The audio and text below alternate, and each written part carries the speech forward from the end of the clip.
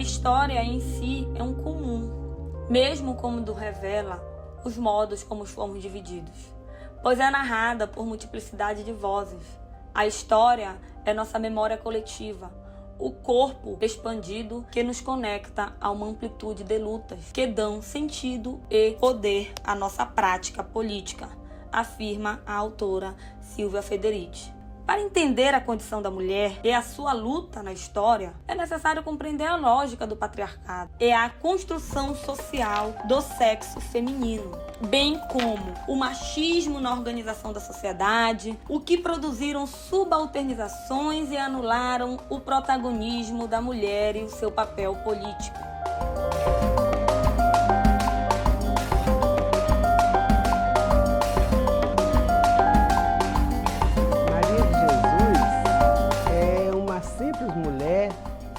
Saiu de Minas Gerais, casada, cheia de filhos, acompanhou o marido para este Parazão. E aqui cheguei em 72 e estou até hoje. Criei a família, depois o marido abandonou, foi embora para Serra Pelada e continuo aqui até hoje. Criei, estudei meus filhos aqui em Rondon e aqui estou. Eu me chamo Maria Joel, popular Joelma. Eu sou sindicalista, defensora de direitos humanos. Eu venho do estado do Maranhão, mas de uma cidade bem pequena, onde chama Urbano Santo, fica no Maranhão, né? Então, o início da minha trajetória pela Igreja Católica, a comunidade eclesiar de base, onde eu tive uma formação tanto cristã, mas também como ser humano, né? Para entender como se dá o processo da vivência do homem e da mulher do campo. Sou filha de trabalhador rural, muito cedo tive a lida de participar da vida da agricultura familiar, por ser uma filha de agricultor, então participava também nessa lida da agricultura familiar. Rosa Pérez, a gente pode falar que é uma pessoa que chegou em Rondon, né, com 2 anos de idade e que acredita muito na força da arte, né? A minha vida tem sido uma luta pela cultura, por investir em gente, por gostar de gente, e ver o desenvolvimento desta região. A condição da mulher somente se altera quando ela se coloca em movimento e luta pela condição de igualdade aos homens. As mudanças que alteram o lugar e o espaço da mulher na sociedade se fortalecem a partir das reflexões sobre gênero, em que os direitos das mulheres entram para o debate em função da organização e mobilização das mulheres que questionam a lógica de reprodução naturalizada do patriarcado. Então, vim do Maranhão para cá, casada, chegando aqui, vendo como é que é a história do Pará, que é uma terra boa para homem e mulher viver, mas quando a gente chegou aqui foi uma coisa meio que complicada, né? Não era bem como as pessoas diziam, que aqui o emprego era muito fácil, né? Então aqui você tinha que saber lidar com a mata, cortar de motosserra. O meu esposo tinha que ir para as serrarias, né? Então aqui era o emprego. O certo é que eu chegando aqui, como já vinha da comunidade eclesiar de base, a Igreja Católica, eu procurei logo a igreja, né, para me formar, onde eu ia participar das reuniões, das celebrações. E aqui nos anos 90, em Rondon do Pará, acontecia muita morte de criança e de gestante. A gestante muito desnutrida, quando uma mãe ganhava o seu filho, o filho já vinha desnutrido. Então foi no período que uma amiga aqui conheceu a doutora Zilda Arnes, que trouxe uma pastoral da criança para cá, né? E daqui, como eu participava também da comunidade, da igreja, eu fui uma das coordenadoras na comunidade São Sebastião.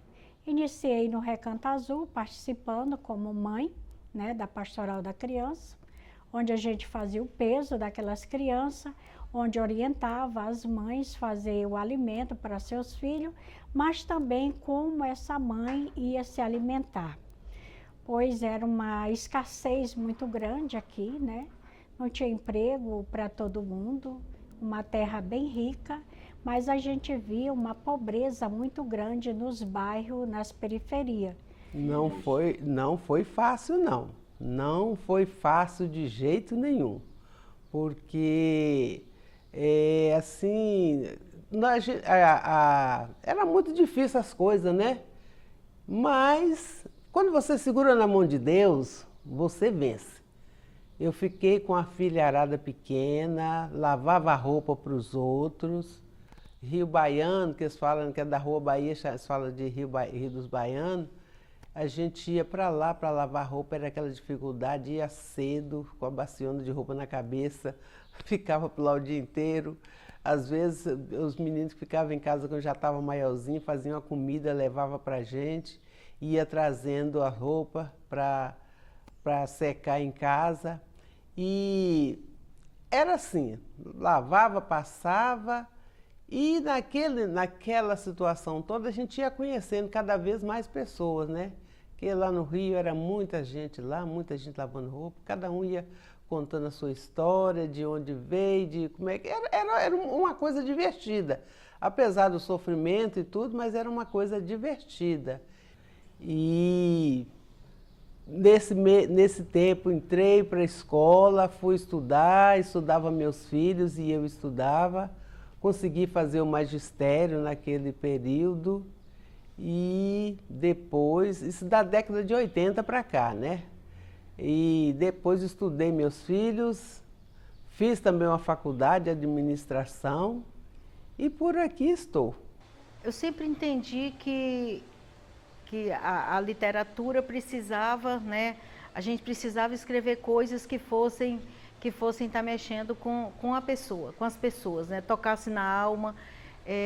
Temas fortes, que as pessoas se encontrassem no palco, naquele personagem. E aí eu falei, não, a oportunidade é um teatro, é o teatro. Porque nós tínhamos o salão paroquial, nós tínhamos a Igreja Católica, eu venho também dos movimentos de base da Igreja Católica, da Pastoral lá da Juventude, o grupo que foi responsável para que eu tivesse essa formação, que foi o grupo de jovem da época, o JUTAC. Então, nós todos viemos dessa formação eclesiástica, né? Então, a partir desse movimento, dos cursos que a gente participava, né, eu comecei a entender. E aí nós atiramos, assim, por várias searas, né? Era o grupo escoteiro, nós fazíamos parte, porque entendíamos que lá também a gente poderia formar. Nós estávamos em todos os lugares. Nós estávamos dentro da Igreja Católica, com o grupo JUTAC, aí veio o teatro, né? E o teatro era incrível, as pessoas pagavam para assistir as peças teatrais, né?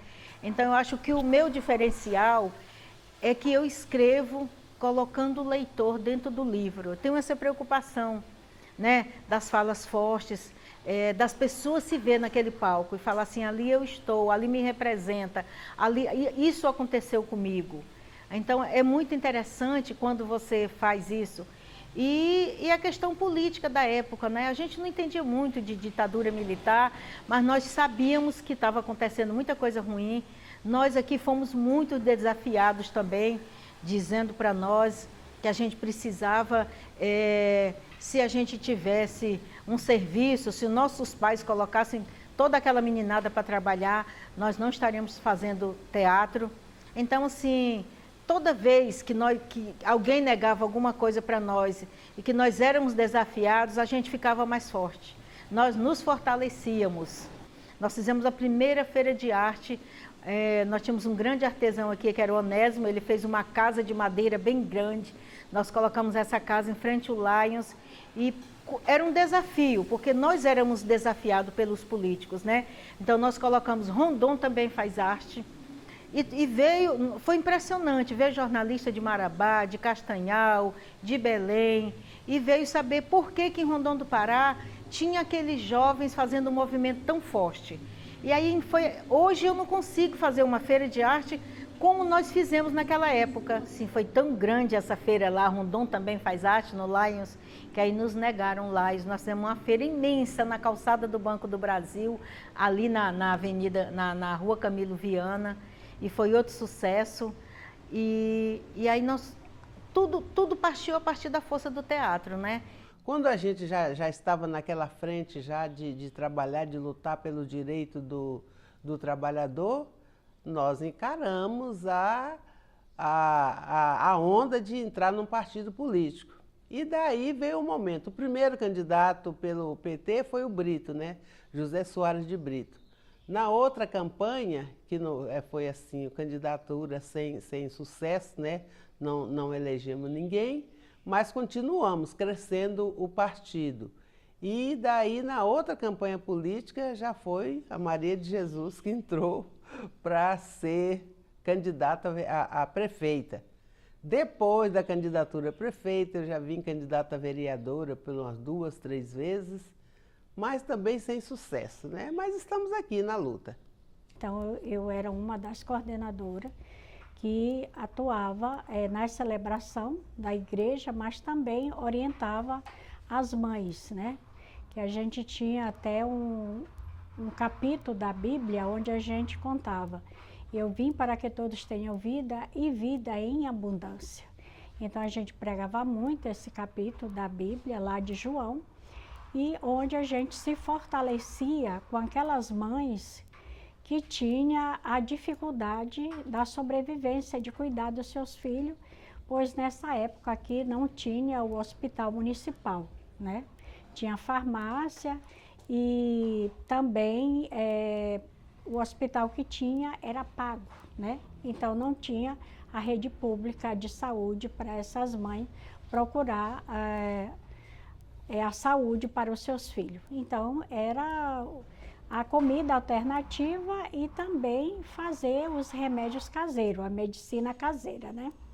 Então isso se deu um processo e a gente salvou muitas vidas. Sou muito feliz por fazer parte um pouco da minha história como mulher, como mãe, né? Que tem o exemplo dos meus filhos também, que era atendido pela Pastoral da Criança, né? Onde eu aprendi vários remédios caseiros, que eu pude também salvar a vida do meu filho Joelson, né?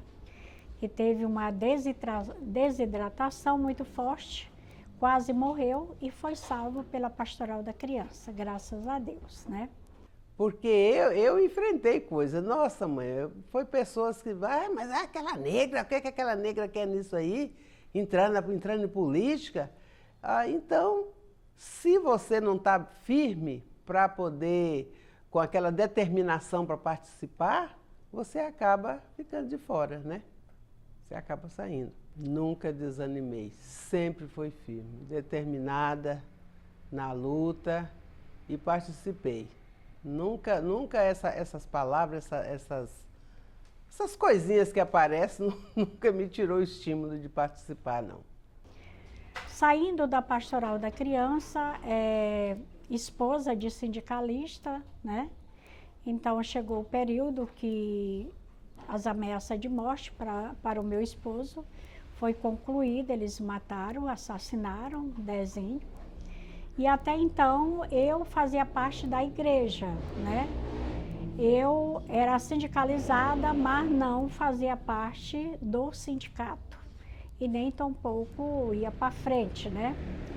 Então participava das assembleias, porque eu era sócia, mas não tinha nenhum cargo, vamos dizer assim, diretoria do sindicato. E após que assassinaram Dezinho, eu fui convidada a fazer parte da diretoria do sindicato, né?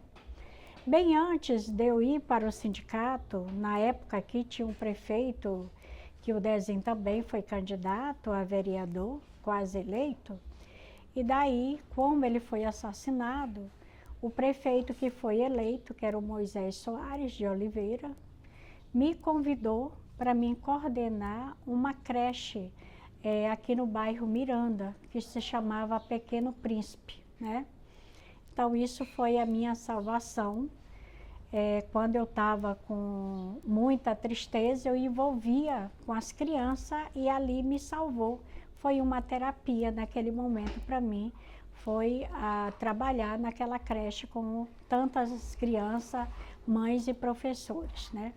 No final da década de 80, nós começamos a fazer teatro com o Grupo Teatral Hebron, e nós trazíamos as meninas, as mães, para falar que a arte, sempre ela tinha que ter um pano de fundo social, né?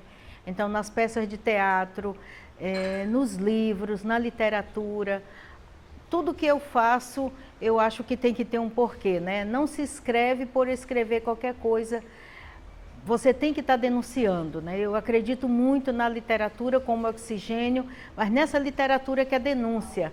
O que você faz, você tem que ter um propósito e você tem que ajudar a transformar as pessoas e a sociedade.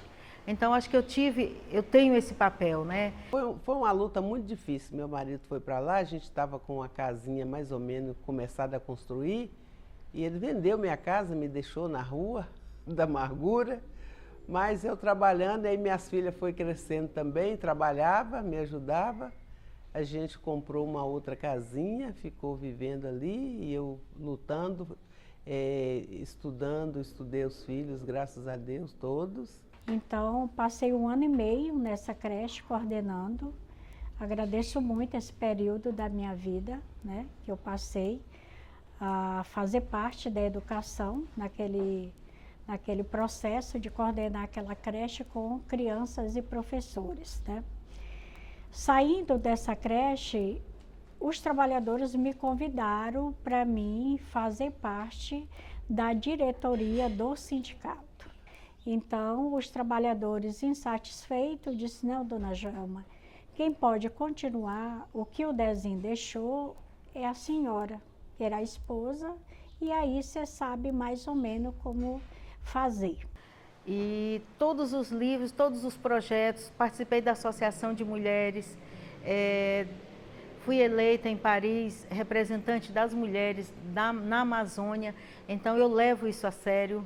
Eu vou para aquela região da Transamazônica e aí eu faço um trabalho de fundação de academias, os primeiros saraus fomos nós que organizamos. E um intercâmbio muito bom, né? A REBRA, que é a Rede de Escritoras Brasileiras, que eu represento o estado do Pará, me dá uma grande visibilidade, né, de viagens internacionais, de participar de congressos internacionais. E essa visibilidade para que eu possa também estar representando outras mulheres. Então, eu fico muito lisonjeada quando eu vou para a região da Transamazônica fazer este trabalho, participar de festivais literários, né, de feiras culturais representando a mulher da Amazônia. Eu posso falar aqui da Rosa Pérez, né, uma profissional assim, de uma conduta ilibada, uma mulher à frente do seu tempo. A Rosa foi minha professora no ensino médio, então assim, sempre entusiasmadora, sabe? Ela entusiasma as pessoas que estão do lado dela. Ela é aquela pessoa que estimula o outro a buscar. A Rosa coordenava ali o núcleo universitário, sempre foi assim uma pessoa de luta para que aquela universidade acontecesse. Se nós não fôssemos um núcleo lá atrás, se não fosse pensado Rondon do Pará, um núcleo lá atrás, nós não seríamos hoje um campus da Universidade Federal do Sul-Sudeste. Então, foi uma luta que eu penso que coletiva, mas, claro, tendo aí essa mulher forte, né, a Rosa Pérez, essa escritora, essa sonhadora, essa mulher, assim, diferenciada, que exala paz, tranquilidade. Eu sou muito, assim, admiro muito a pessoa da Rosa, da Dona Maria de Jesus, como você mesmo colocou. Já pensou? Há décadas atrás, mulher, negra, gerenciadora de família, porque ela criou todos os filhos ali numa luta incessante. Ela é uma das que mostra a força da mulher, né? Então, foi bem sucedida nessa empreitada, tá aí todos os filhos criados de boa índole, né? Porque ela não desistiu dessa atribuição. A Dona Joelma também, um trabalho assim voltado para o homem do campo, né? Para a agricultura familiar. Então, são mulheres que realmente faz a diferença, né? Eu tenho O outro desafio muito grande que passei foi a partir de todo esse trabalho, quando Rondon e o Estado viu que o sindicato não parou, o sindicato continuou com seu trabalho, nascendo outra liderança junto com outras lideranças, né? Então nasceu liderança, né? E daí o desafio maior foi em você saber que já estavam armando a sua morte, né? Então, viúva, hoje tu não pode continuar porque alguém já está traçando como vai ser a tua vida, que é chegar à morte de tu ser assassinada. Depois eu fui convidada para fazer uma palestra e contar a história do acontecimento em Rondon do Pará para fora do Brasil. Eu tive esse privilégio de chegar, conversar na época com a secretária da ONU, das Nações Unidas, né? E contar tudo o que estava acontecendo, né? Fazer uma denúncia, né? Do que estava acontecendo nesse município e no estado do Pará, né? Então, busquei força na época também na Terra de Direito e na Justiça Global. Depois entra-se o grupo de atrizes e atores, né? Que é Humano por Direito. Então, essas pessoas todas vieram em Rondon do Pará. Então, assim, hoje, se eu falar assim, qual é o seu maior legado, né? É ajudar outras mulheres a estar nesta vitrine da literatura, que a literatura é muito masculina, né? Muito machadiana. Então, o nosso papel é estar incentivando essas mulheres, é estar ajudando a construir, a realizar os seus sonhos. Este 2024 nós vamos estar lançando uma antologia das mulheres da Amazônia. Então agora eu vou estar lá naquela região já motivando as mulheres para que elas possam ter coragem de se lançar no mercado, como escritoras, como ativistas sociais, como ambientalistas. Então assim, eu sempre, aonde eu vou, eu me apresento e me coloco à disposição para contribuir com este empoderamento feminino. Mas precisa ter mais mulher na política, para se formar ideias e projetos para que homens e mulheres se inspirem, né? Então, eu vejo que precisa ainda. Eu digo que nós não podemos baixar a cabeça por ser mulher. Nós temos que encarar, ter coragem, né?